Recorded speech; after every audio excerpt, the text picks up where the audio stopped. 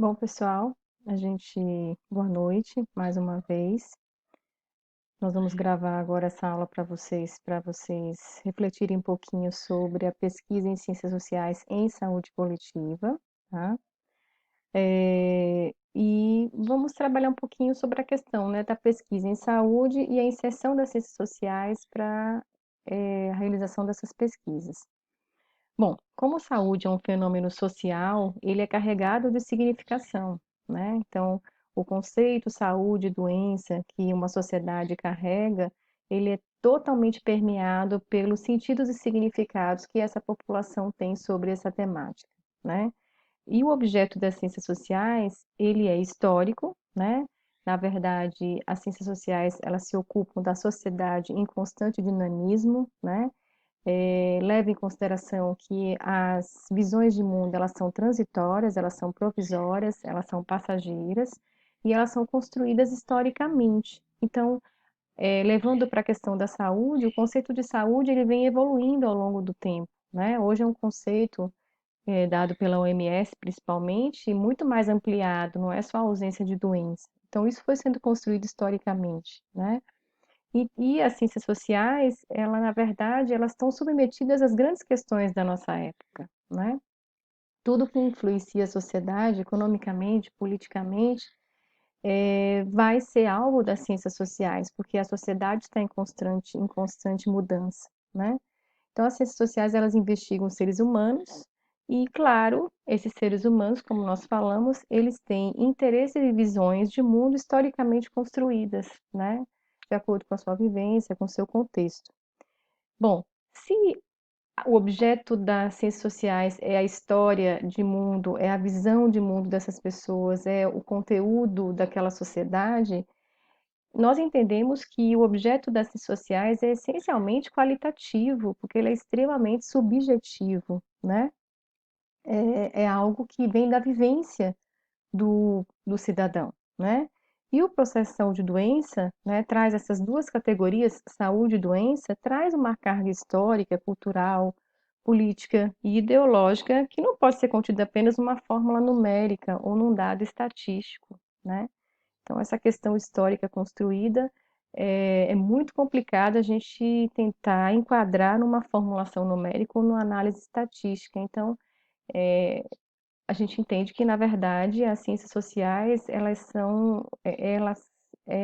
o objeto, né, das ciências sociais é essencialmente qualitativo, certo? E toda pesquisa qualitativa, ela sempre tem uma filiação filosófica ou sociológica, né?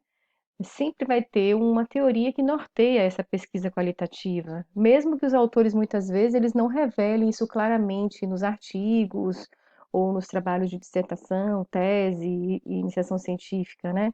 Mas sempre vai ter uma corrente de pensamento que vai influenciar essa pesquisa, né? E essa corrente de pensamento, ela não é algo amarrado, são teorias que melhor se ajustam a quê? Ao objeto que está sendo pesquisado e ao sujeito que está pesquisando. Porque o pesquisador em pesquisa qualitativa, ele também faz parte do processo, né? Ele é sujeito daquela situação. Ele é carregado de intencionalidade, né? E a corrente de pensamento que vai nortear essa pesquisa vai ter que ter tudo a ver com ele, com o pensamento dele e com o objeto, claro. Tem que caber naquele objeto que vai ser pesquisado. Nesse sentido, nenhuma das linhas de pensamento sobre o social tem o monopólio da compreensão total e completa sobre a realidade. Nenhuma linha de pensamento vai dar conta de compreender a totalidade do fenômeno. Então, na verdade, elas conseguem nortear as pesquisas, mas a totalidade do fenômeno, nenhuma dessas linhas realmente vai dar conta completamente. Nós já discutimos isso um pouquinho quando eu falei dos tipos de pesquisa em saúde coletiva, né? Mas a gente vai ter que voltar novamente a falar dessas correntes, porque a gente vai trabalhar especificamente na pesquisa social, na pesquisa qualitativa, e elas têm uma influência muito grande.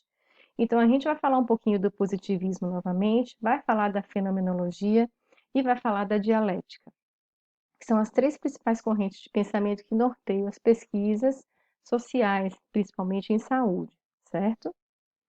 Bom, mas a escolha da linha de pensamento, nós falamos, vai depender muito do objeto de estudo que vai ser, né, alvo da pesquisa. Então, Começa pela escolha do tema do estudo, que vocês já começaram a fazer esse exercício, a delimitação do problema, né, aquela pergunta que vocês já elaboraram, a definição dos objetivos, né? Daí, a partir, vem a construção do marco teórico conceitual. Quais são os conceitos analíticos que eu vou utilizar como norte para a minha pesquisa? Se eu estou pesquisando compreensão do sujeito sobre participação social, eu preciso ter um marco teórico que me diga o que, que eu entendo como compreensão no meu trabalho, o que é compreensão no meu trabalho. E o que é participação social no meu trabalho? Então, eu tenho que ter um norte teórico, né? Categorias teóricas analíticas que vão nortear a minha análise no meu trabalho. Isso é o marco teórico conceitual. E aí, a partir daí, eu vou escolher técnicas de coleta de dados que vão se adequar a esse objeto e vou também começar a explorar o campo de investigação. Como é que vai ser feita essa questão lá no campo de investigação? Então, na verdade, tudo isso se articula a uma teoria explicativa da realidade, né? Então, eu tenho uma linha de pensamento que vai fundamentar a realidade que eu estou pesquisando e a minha visão de mundo, claro, né? A linha de pensamento que eu vou seguir tem muito a ver com a minha visão de mundo, com a minha vivência enquanto pesquisador. Esse é o grande diferencial da pesquisa qualitativa. O pesquisador se envolve com aquela pesquisa. Na pesquisa quântico-epidemiológica, não. A premissa de que tenha que ser neutro, que na verdade não existe neutralidade na ciência, né? A partir do momento que se escolhe intencionalmente um objeto, se escolheu por algum motivo, por afinidade, por alguma coisa que levou àquela escolha, tá? Bom, então vamos falar um pouquinho de novo das correntes de pensamento, né? Porque precisamos nos aprofundar um pouquinho mais, né? E quando falamos do positivismo anteriormente, eu nem falei muito de Comte. Auguste Comte é o grande idealizador, né, do positivismo e surgiu na Revolução Francesa, né, eh, com a revolução do pensamento, né, e na verdade o positivismo ele coloca que a ciência é o estudo de fatos percebidos pelos sentidos exteriores e suas relações. Então, eu vou verificar esses fatos se realmente condizem ou não, se um fato ocorrido tem correlação com outra situação. Então, para isso, eu tenho que verificar aquilo, eu tenho que experimentar e eu também posso comparar. São premissas importantes no caso do positivismo, né? No caso das ciências sociais, o positivismo tenta reduzir o social ao material, né? É o que a gente chama de positivismo sociológico. Então, incorpora a fundamentação teórica das ciências naturais duras, né? As relações causais e tudo mais, para estudar o social, né? Então, tenta enquadrar o social em algo material, certo? E aí, no positivismo sociológico, que é uma corrente que também permeia as pesquisas sociais, a saúde ela fica reduzida às relações sociais e às condições de existência a variáveis biológicas. Então, por exemplo, idade, sexo e cor são variáveis, né, que são utilizadas, por exemplo, de variáveis biológicas. Existem também as variáveis ambientais, né, moradia, saneamento, por exemplo, e as socioeconômicas, como escolaridade, renda, ocupação. Então, os estudos que caminham nessa linha, eles tentam fazer análises que comparam, né, variáveis biológicas com variáveis ambientais e socioeconômicas. Desculpa, variáveis aqui biológicas ficou faltando o i, tá? Agora que eu fui ver. Então, na verdade, é uma concepção meio que biológica da doença, né? Fundamenta muito essa concepção biológica da doença e sustenta muito o nosso modelo atual biomédico, que é um modelo hegemônico na saúde, né? Então, existe um enfoque na mensuração dos dados, dados estatísticos, para que aquele dado achado seja realmente estatisticamente relevante, né? Se formula hipóteses iniciais, né? Se existe correlação entre classe social e renda com determinada patologia que está acontecendo naquela população. Então, a gente tenta enquadrar os fenômenos sociais em dados estatísticos e se tenta fazer correlações entre essas variáveis, né? Se elenca essas variáveis e a gente tem que fazer correlações. Então, por exemplo, alguns estudos que você se propõe a fazer talvez se enquadre nessa questão, né? Não, eu quero ver realmente a relação entre classe social e adoecimento por Covid, tá? Um exemplo, tá certo? Para vocês terem uma ideia. E aí, para isso, eu tenho que formular uma hipótese. Então, eu posso dizer assim, formulo uma hipótese inicial e aí eu vou testar se essa hipótese é verdadeira ou não. Então, por exemplo, as pessoas com menor renda e menor escolaridade são mais acometidas pelo Covid. Pronto, é uma hipótese. Aí eu vou fazer todas as minhas análises estatísticas, né? Vou cruzar dados de incidência de Covid com classe social, com renda, e vou ver se realmente existe uma relação forte entre renda mais baixa, né?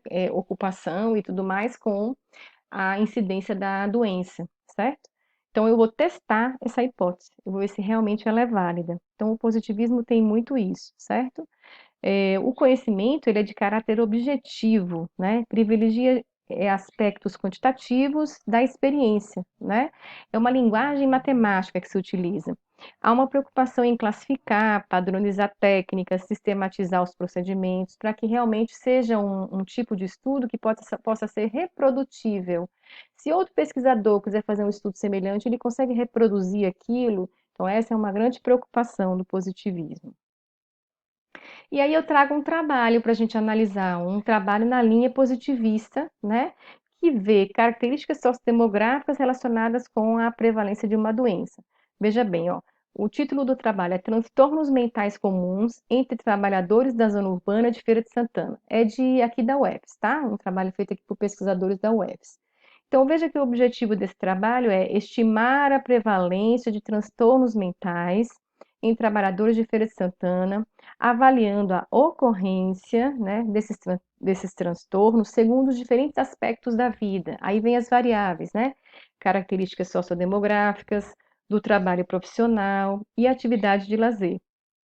Bom, e é claro, é um estudo quantitativo de corte transversal, né? Ou seja, é um estudo que eu tiro uma fotografia daquele momento, né? A gente chama assim, né? A gente faz uma ilustração bem dessa. Estudos de prevalência como corte transversal, eu faço um corte daquele momento e vou avaliar naquele momento que eu peguei o corte se existe realmente correlação entre aquelas variáveis que eu estou me propondo a pesquisar. Então, foi de caráter exploratório, com amostra aleatória de trabalhadores de Feira de Santana. É claro que a amostra foi calculada estatisticamente, né? E foi feito um questionário estruturado. Veja que estudo quantitativo utiliza questionários estruturados, porque eu preciso ter respostas que possam ser calculadas estatisticamente suas frequências, né? Em programas estatísticos, né? Geralmente são respostas de múltipla escolha ou não, vai depender de como foi formulado esse questionário. E aí esse questionário é lançado numa base de dados e eu consigo fazer essas correlações estatísticas entre as variáveis que eu quero pesquisar e o evento que eu estou pesquisando, que neste caso aqui nesse estudo é a prevalência de transtornos mentais comuns. Então eu quero ver se existe correlação entre essa prevalência e algumas características sociodemográficas desses trabalhadores, tá? Então, é um trabalho bem elaborado, porém ele tem esse objetivo, apenas ver essa correlação. E aí, você que tem tendência à pesquisa qualitativa, podia perguntar assim: bom, e se existe maior prevalência entre o transtorno mental, por exemplo, e aspectos do trabalho profissional do cidadão, aspectos psicossociais? Por que existe essa correlação? O que está influenciando essa correlação? Essa pergunta, o trabalho não vai se propor a responder. Ele está querendo apenas dizer que existe a correlação. Essa pergunta do porquê, como acontece, talvez caberia um estudo qualitativo, né? Para a gente aprofundar mais sobre essa temática, né? Bom, quais são os fatores desse trabalho? Quais são os aspectos, nem fatores, né? Aspectos desse ambiente de trabalho que estão provocando a ocorrência desses transtornos mentais comuns, né? Para vocês verem como uma pesquisa pode complementar a outra, mas cada uma tem o seu objetivo, tem o seu desenho de estudo. O importante é que a pesquisa esteja bem desenhada para responder a pergunta com o objetivo adequado e no final eu ter a resposta que eu preciso, certo? Possa ser que eles não encontrem essa correlação, encontraram, mas a minha hipótese dizia que tinha, mas eu não encontrei correlação, certo? Vou encerrar o vídeo agora e a gente vai começar na outra aula, outra corrente de pensamento, tá certo? Porque tem duração de 15 minutos apenas.